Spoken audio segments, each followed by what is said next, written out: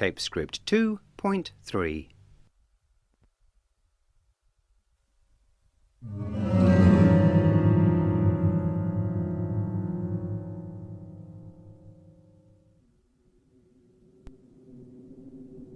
Holmes dropped down on his knees, put his ear to the ground and said, "I think I can hear him coming."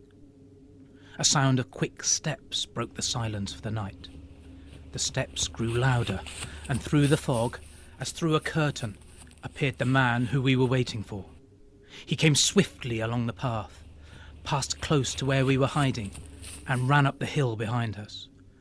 As he walked, he glanced continually over his shoulder, like a man who thinks he is being followed. "Quiet," whispered Holmes. "Look out! It's coming!" We glared at the cloud of fog. Suddenly, a dreadful shape jumped out from the shadows of the fog.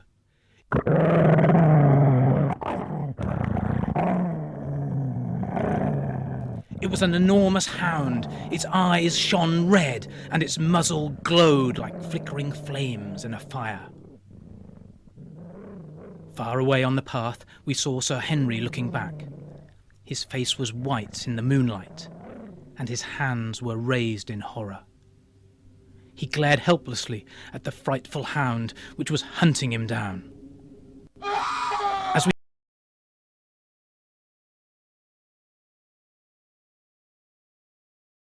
we heard scream after scream from Sir Henry and the deep roar of the hound. I arrived to see the hound attack Sir Henry and push him to the ground.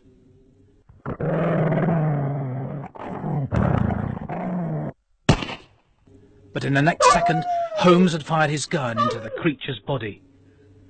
With a last howl, it rolled on its back, and then fell dead on its side.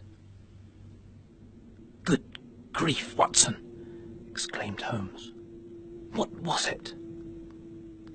We looked at the terrible creature which was lying stretched before us. It was as large as a small lioness.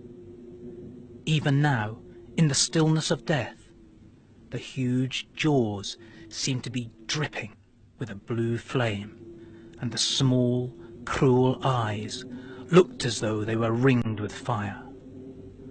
I put my hand on the glowing muzzle, and when I held them up, my own fingers were shining in the darkness. "Phosphorus," I said. "Yes, Watson, someone has used a clever mixture of paint and phosphorus," replied Holmes, examining the dead animal. "We apologize, Sir Henry, for giving you this fright. I was prepared for a hound, but not a creature like this." "Holmes," murmured Sir Henry, "you have saved my life." "I'm sorry I put you in danger," replied Holmes. "Are you strong enough to stand?"